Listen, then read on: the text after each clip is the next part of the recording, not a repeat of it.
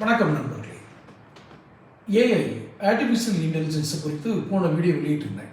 அதில் அது எந்தெந்த துறைகளில் தாக்கம் ஏற்படுத்துகிறது, வேலைவாய்ப்பை பறிக்கிறது, மனிதர்களுடைய வேலைவாய்ப்பை பறிக்கிறது, எப்படியெல்லாம் அதற்கேற்ற மாதிரி நாம் மாற வேண்டும் என்று ஒரு ஒரு சிறிய விளக்கம், பெரிய விளக்கம் சொல்லக்கூடாது, சிறிய விளக்கம் கொடுத்துருந்தேன். இந்த டிரைவர் வேலை, டிரைவிங் படிக்கிறது அப்படின்ற ஒரு கலை இருக்கு இல்லையா?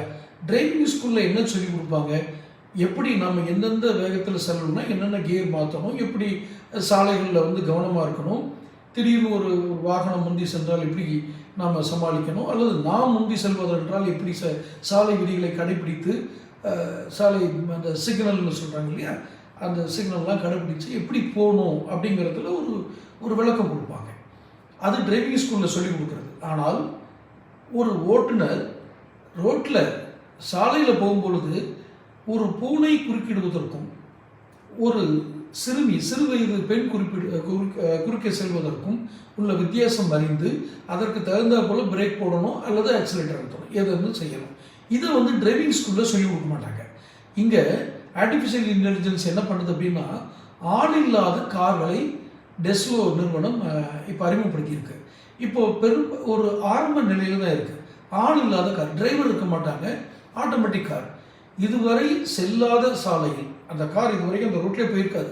அந்த ரோட்லேயும் எங்கே வளையணும், ஒரு சாலையை ஒரு மனிதர் கடக்கிறார் என்றால் அவருடைய உடல் மொழியை ஆய்வு செய்து அவர் கடந்து விடுவார், அல்லது திரும்பி காரை பார்த்து பயந்து திரும்ப வருவார், அல்லது எந்த வேகத்தில் சென்றால் அவர் மீது மோதாமல் நாம் பிரேக் அடிக்க முடியும், பின்னால் வரும் வாகனத்தையும் கணித்து, ஏன்னா இங்கே பிரேக் அடித்தா பின்னாடி வரும் வாகனம் நம்ம மேலே மோதிடக்கூடாது, அதையும் கணித்து செய்வதற்கு ஏஐ தயாராக இருக்கிறது. சிந்தித்து